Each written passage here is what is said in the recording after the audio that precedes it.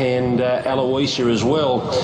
So with that late start to the previous race, we're just a little bit behind now with just 12 minutes to go before the Star Apollo Stakes. And Duff and Lizzie, as always, it's just there's the anticipation of waiting for the champ to walk into the yard. No doubt about it, Greg. The anticipation is very high here, so everyone's waiting her to come in, and I don't think she'll be far off. I think we've all seen the track work, how she's worked. Everything's gone according to plan. And this is the moment. Could this be the moment? 30 wins in a row. It's a big event, and we're not going to see her much longer. So can't wait to see her again, Lizzie. Yeah, absolutely. I've seen her a number of times throughout this preparation, just in her trials and her track gallops, her exhibition gallop, and she just is really soaking it all in now. She seems to know exactly what she's here to do, and it's exciting. Chris seems to be a bit more relaxed with us all around her as well. We're able to, really get close to her, and she certainly is one of our horses. She's a very special horse. The crowds that are here today is absolutely incredible, and I'm sure that there's going to be many, many memories made today and hopefully continuing through this preparation. Well, the other champ's here, Happy Clapper, who's got a magnificent following, and on any other day he'd be the star attraction, wouldn't he? He certainly would, and have a look at him there. He's a lot of work's gone into him. He's got the earmuffs in the yard here that seems to have switched him off. He had a history earlier in life of getting really hot and bothered and carrying on, but wow, there's a well-prepared racehorse resuming off a bleeding attack. I thought his trials were absolutely brilliant leading into this.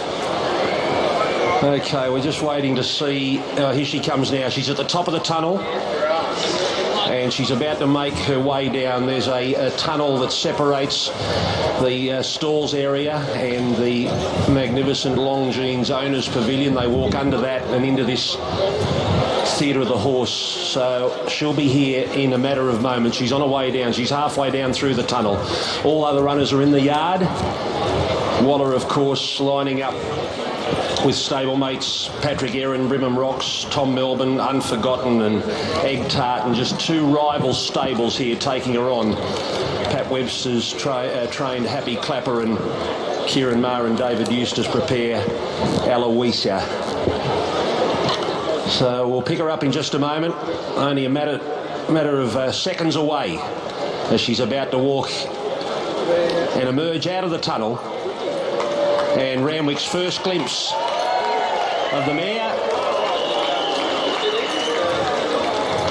the famous mare strapper Umit walking alongside. And if you cast your eyes up to the skies, there's a sky rider right at this moment riding something in the air. We'll get back to that when it's complete, but there looks like there's a W forming at the very least. So Lizzie, you've seen plenty of her, you've watched her at track work, you've seen her at the trials. What are you seeing here today? I'm seeing a very happy racehorse and a complete athlete. I mean, it's a privilege for me to comment on her throughout her campaigns, and I've seen her a number of preparations now, but there's no denying she's back as good as she's ever been. Her attitude is what jumps out at me the most. She's just a lady now. She knows exactly what she's here to do. She knows when to press the button. She knows when she needs to do what she has to do. And right here, right now, she needs to be calm and relaxed, conserving her energy. As far as her fitness goes, I've seen her take a huge amount of improvement from each trial, and into that exhibition gallop, I thought that was when she was at her peak of her condition. She couldn't be any more ready for today, so no stone has been left unturned. She's in absolutely fantastic condition, and as I said, it's just a privilege to be here, Greg. Okay, let's give these other horses their due respect, and we'll start the mounting yard thanks to Harvey Norman. Shop with confidence. If you need advice, they're there to help. Up in the sky, it looks like Winx is being written in the blue sky here, which is only fitting because they're the colours she wears. We'll get back to that when it's completed. Happy Clapper, we start with Sam Clipperton, back from Hong Kong. He's ridden a winner in the previous race. And there's a lot of confidence around the Clapper today for Paddy Webster. Yeah, as I said earlier, he resumes off a bleeding attack. His latest trial is brilliant. He's trained up to run a very, very competitive race here, Lizzie. Yeah, and he's got the earmuffs on pre-race just to keep him settled, because as you mentioned earlier on, he can get very hot and above himself. That's why he's always got the two handlers, and he's incredibly strong because he's such a a big brute of a horse, and you can see now he's going off with the pony. He's perfectly conditioned. He's turned out in great order.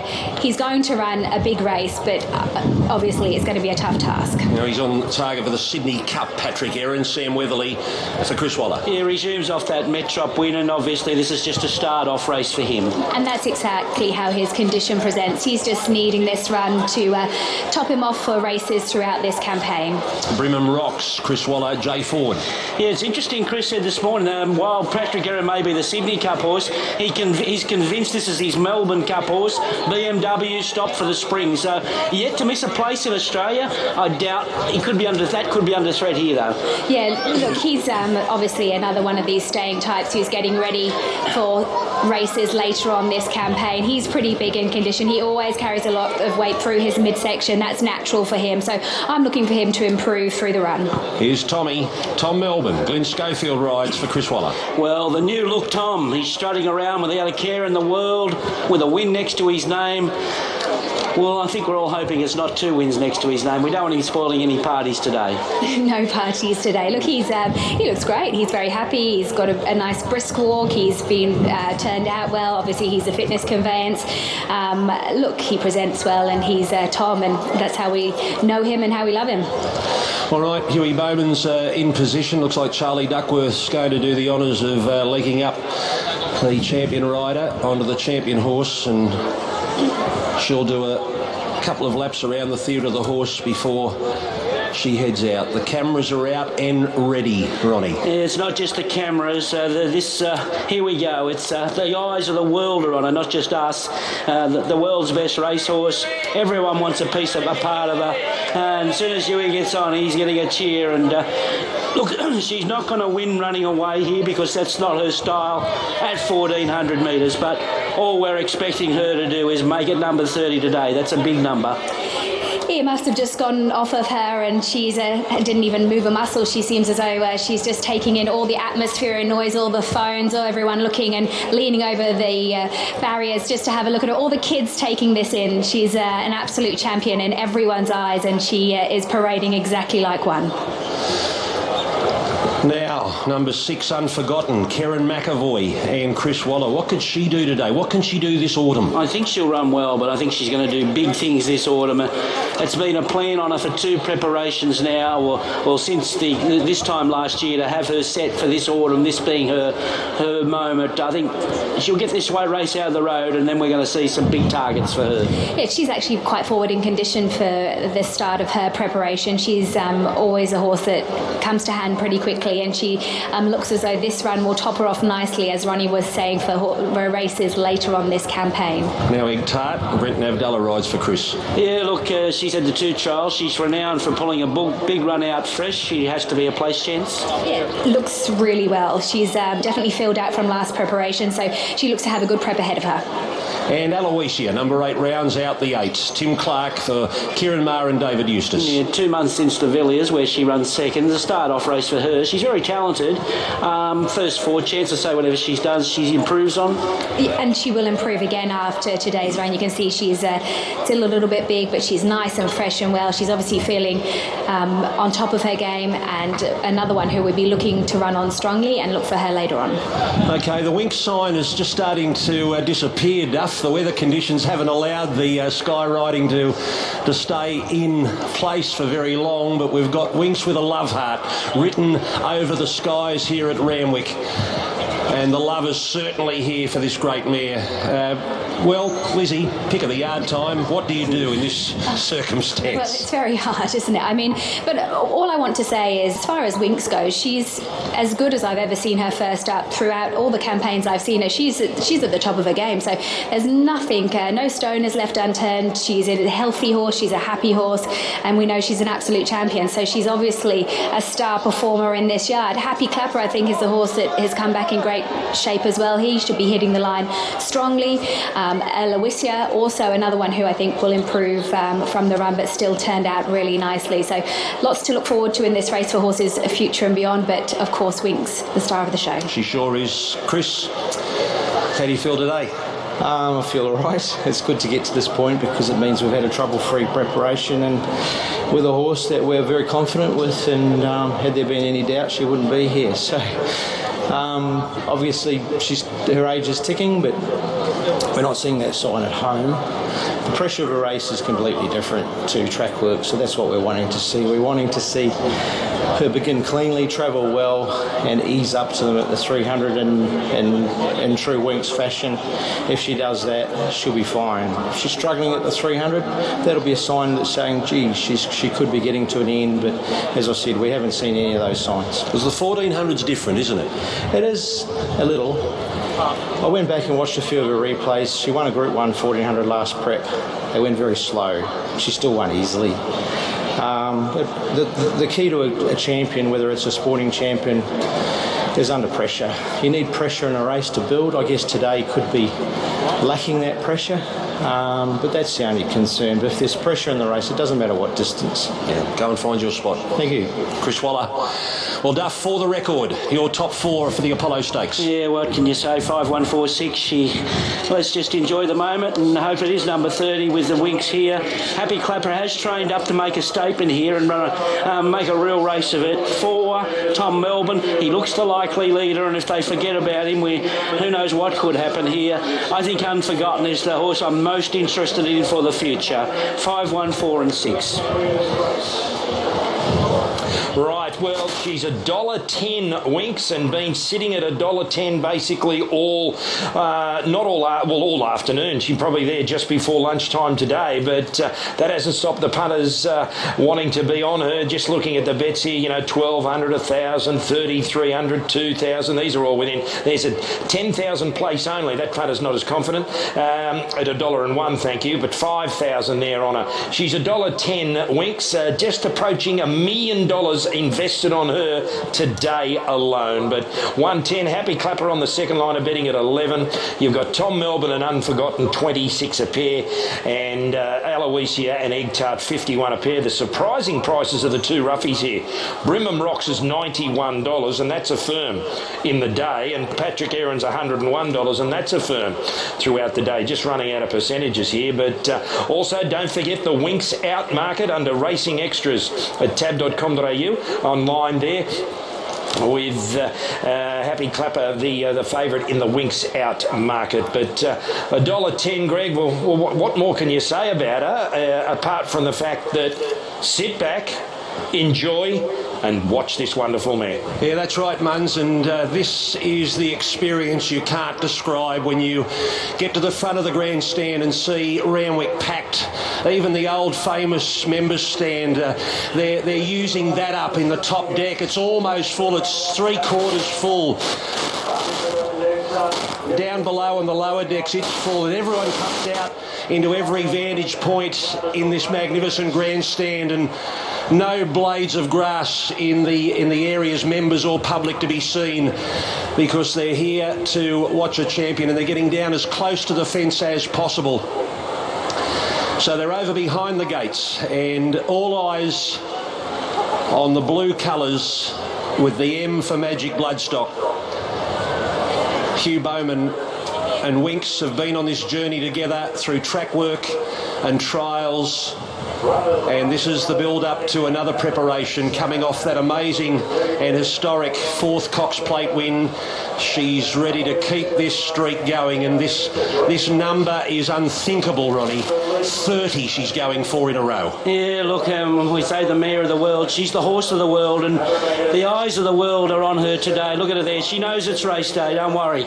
She knows when it's trial day. She knows when it's race day. Look, just all eyes. She's still fresh. All eyes are on her at the start here. We don't want her to lose that tactical battle early here and be on the back foot, because there's some sharp horses in this race, like fit horses in Tom Melbourne, and obviously Happy Clappers have been a real challenger in the past, but she always finds a way. As Chris was talking to you earlier, Huey's there. Look at him just eyeing off the opposition there. She's got the ears pricked like the champions that she is.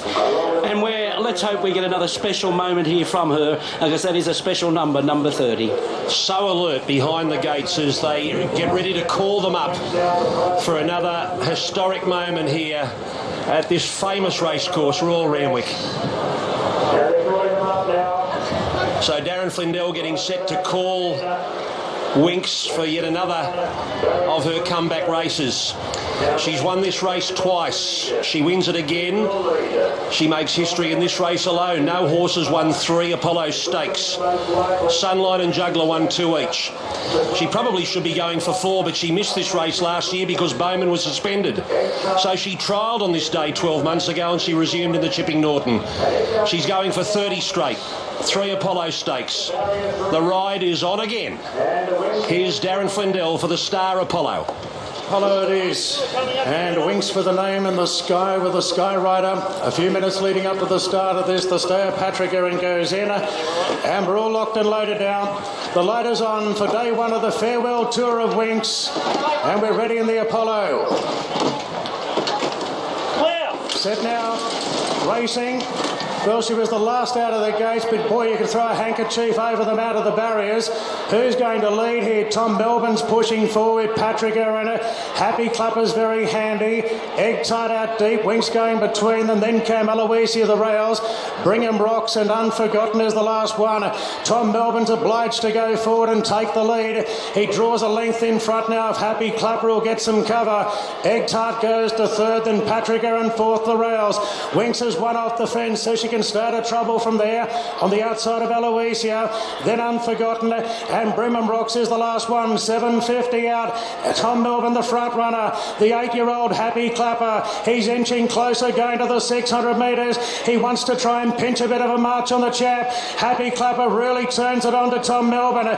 Then Egg Tart Patrick Aaron and Winks is 4 lengths away as they come around the turn. Tom Melbourne the inside of Happy Clapper. Stride for stride. Egg Tart 3rd. Winks is starting to chime into it. Bowman still sits pretty at the furlong. Happy Clapper. Clipperton goes for home. But here she comes now, Winks. She just sidles up on the outside, takes the lead and draws away again. Age shall not weary the champ. Once again, she's haughty and imperious. Winks makes it a 3rd Apollo Stakes, 2 lengths to Happy Clapper. Photo 3rd, Egg Tart Patrick Aaron. Then came Unforgotten. Tom Melbourne weakened out from Aloysia, and Brigham Rocks was the last to finish. Just perfection. You never want this to end. God, we wish it wouldn't end, but one day it will. So for the time being, we are going to cherish every moment. Hugh Bowman and Winks, the star of the show, led it yet again, and that is 30 straight. Wow. Gee, you never get sick of that, do you? That customary low stride. She got a big slap up before the turn, as we usually see with her, and then she knew she was in a race and had it in control all the way down that straight. Why would we retire something like that? I don't know. She is just poetry in motion. A big gap back to Happy Clapper, who ran the race of his life. But like we say over and over again, you have to be here to really appreciate what she means to racing, because the crowd cheer the moment Huey niggles and says, "Go girl." Yeah, it's just incredible. I mean, the people here were just, there didn't seem to be a moment where anyone was worried, but to see her just level out and hit the line, it's incredible. We're very lucky.